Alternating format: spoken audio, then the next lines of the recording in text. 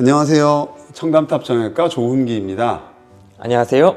서울 퍼펙트 정형외과 박재현입니다. 네, 안녕하세요 원장님들. 오늘은 제가 질문이 있어서 찾아뵀는데요. 제 친구 어머니 중에 어깨 근육이 찢어져서 치료를 받는다는데 이게 50견인가요? 아닙니다. 오십견은 어깨를 둘러싸고 있는 관절낭이라고 하는 주머니가 있는데요. 회전근개라고 하는 근육 속에 위치하고 있는 관절낭이라는 부분이 두꺼워지고 유착돼서 관절의 가동 범위가 줄어드는 질환을 말합니다. 오십견은 정확한 명칭은 동결건, 어깨가 얼었다 또는 유착성 관절낭염이라고 하는 건데요. 이것에 대해서 자세히 알고 싶은 분들은 여기로 따라가시면 됩니다. 회전근개 파열은 어깨를 움직이는 근육이 뼈에 가서 부착을 할 때는 밧줄이라는 것으로 변하면서 부착을 하게 되는데 그 변하는 부위가 찢어지는 것을 말합니다. 근육이 끊어지면 어깨를 못 움직이는 걸까요? 꼭 그렇지만은 않습니다. 어깨를 감싸고 있는 회전근개는 총 4가지로 구성이 되어 있는데 그중 한 가지가 끊어진다 하더라도 인접한 회전근개가 이를 보완해주기 때문에 어깨를 움직일 수는 있습니다. 어깨 회전근개가 끊어졌을 때 나타나는 일반적인 증상은 팔을 올리거나 멀리 뻗어서 물건을 집으려고 할 때 통증이 나타납니다. 그리고 그러한 통증은 어깨에만 국화되어 있는 게 아니고 상한 쪽 아니면 목 주변부로까지 뻗치는 통증으로 좀 나타날 수가 있습니다. 또한 누워있거나 밤에 주무실 때 어깨 통증이 더 심하게 나타나고 회전근개 파열이 광범위해지거나 사이즈가 커지게 되면은 근육의 약화까지 올 수 있습니다. 우리가 서 있을 때는 중력 때문에 팔이 밑으로 이렇게 떨어지잖아요. 그러면 어깨 지붕, 닿는 부분과 어깨뼈 사이에 공간이 넓어지면서 공간이 넓어지면 닿지 않으니까 통증이 별로 없는데요. 눕게 되면 중력이 뒤로 작용하기 때문에 팔이 위쪽으로 올라가요. 그러면 지붕과 찢어진 부분이 맞닿게 되면서 통증이 더 심해집니다. 그래서 잘 때 심해진다라고 환자분들이 많이 표현하시고요. 회전근개 파열이 광범위하게 좀 더 사이즈가 커지게 되면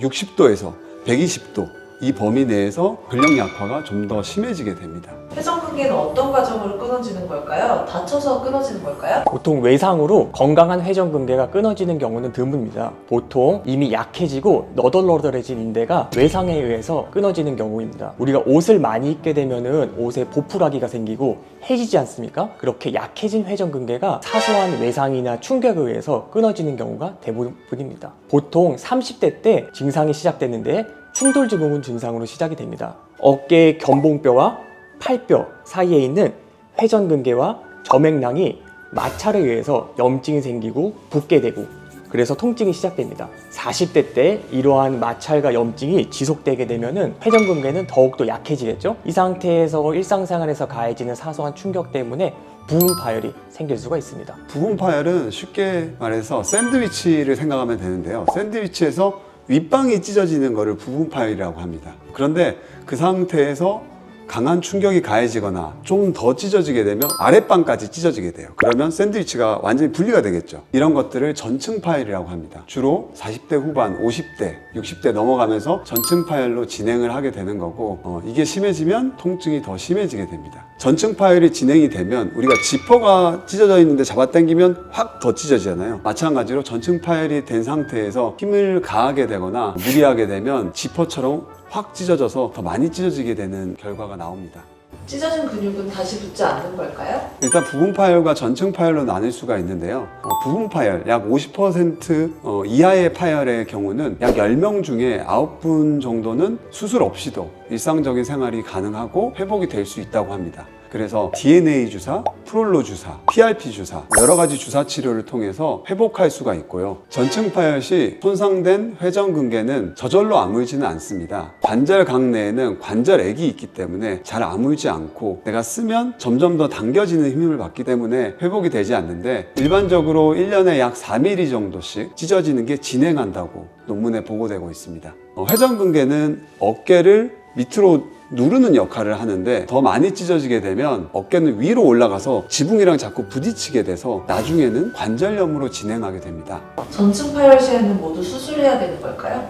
꼭 그렇지만은 않습니다. 보통 환자분들의 나이와 직업 등 여러 요인에 의해서 수술 여부를 결정해야 합니다. 30대처럼 젊은 사람인 경우에는 수술을 해주는 게 전층 파열에서는 바람직합니다. 또한 팔을 많이 쓰거나 무거운 물건을 많이 드는 직업군을 갖는 환자분들은 당연히 수술을 하는 것이 좀 더 좋겠으나 사무직처럼 팔을 많이 쓰지 않고 무거운 물건을 많이 들지 않는 직업군이라고 하면은 수술적 치료보다는 비수술적 치료를 시행해 볼 수가 있고 보강 운동을 통해서 회전근개 파열을 진행 안 되도록 해보는 것이 먼저일 것 같습니다. 어깨를 움직이는 회전근개는 여러 개가 있기 때문에 하나가 찢어진다 하더라도 옆에 있는 다른 근육들이 보완해주면 돼요. 일상생활 하는데 큰 지장이 없고 찢어졌던 것들이 확 진행하진 않거든요. 관리만 잘하면. 그래서 나이가 드신 분들이 꼭 수술이 필요한 것은 아닙니다. 회전근개가 파열이 되면 그 주변이 낫기 위한 염증 반응이 생기게 되는데 그 염증 때문에 아파서 안 움직이게 되고 안 움직이면 관절이 굳고 이런 과정이 이제 50견이 오는 과정이거든요. 그래서 이런 것들이 안 오도록 통증 관리를 해주고 가동 범위를 계속 늘리기 위한 스트레칭을 부지런히